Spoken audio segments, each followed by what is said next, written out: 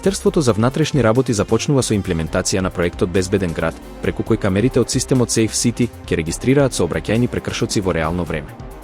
Во пробниот период до крајот на годината ќе се испраќаат само опомени, а од следната година ќе започне и казнувањето. Камерите ќе бележат брзо возење, минување на црвено, неправилно престројување, возење со истечена дозвола и непрописно паркирање. Во следната фаза ќе се додаваат нови прекршоци.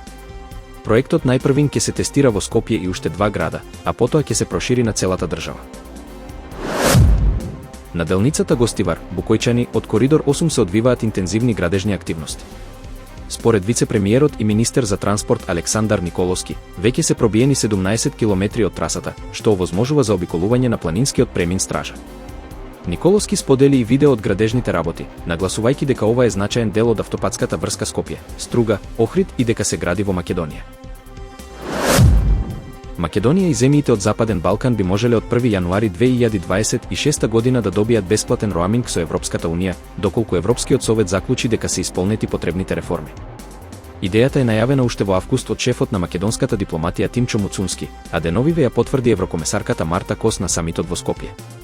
Во нацрт заклучоците стои дека Украина и Молдавија веќе ќе имаат бесплатен роаминг од 2026, а Западен Балкан треба да го добие истиот режим. Советот ја повикува Европската комисија да ја забрза постапката.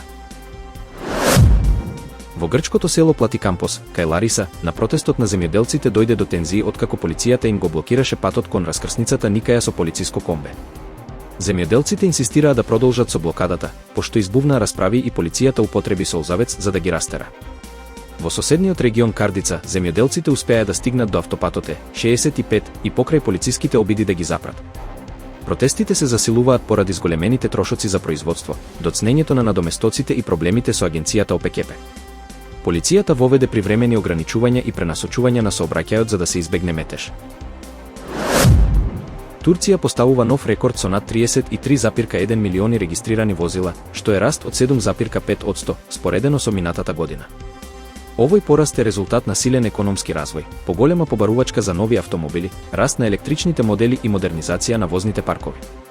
Продажбата во автосалоните и активноста во сервисите се на историски нивоа, а голем импулс дава и домашното производство.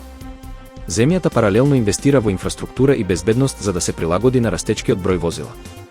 Експертите предупредуваат дека со ваквото темпо Турција може наскоро да стане еден од најголемите автомобилски пазари во Европа. Силна снежна бура и проблеми со софтверот предизвикаа голем хаос во авиосообраќајот во САД. Според FlightAware, пријавени се над 1800 доцнења и 490 откажани летови, најмногу на аеродромите во Чикаго, Њу Јорк, Бостон, Минеаполис и Детройт. FlightAware им нареди на илјадници Airbus и 320 да извршат софтверско ажурирање, што дополнително ги наруши распоредите. JetBlue откажа 74 летови поради ажурирањето на своите A320 и A321 модели. Бурата посебно го погоди Средниот Запад, каде што во Чикаго беа откажани над 1400 летови и најавен снег до 25 см, додека Детройт имаше стотици одложувања.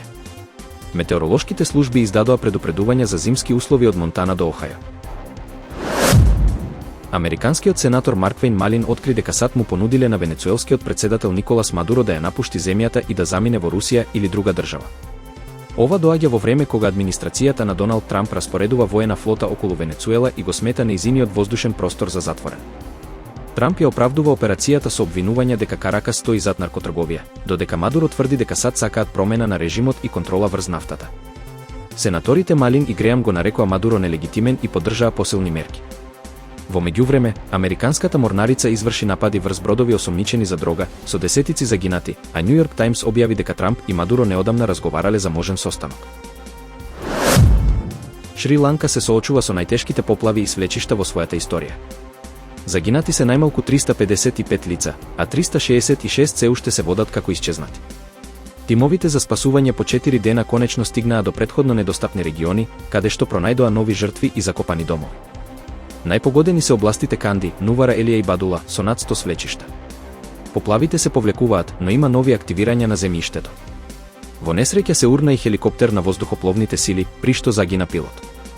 Над 1 милион жители се погодени од последиците на циклонот Дитвах, кој предизвика огромни штети во земја што се уште се опоравува од економската криза.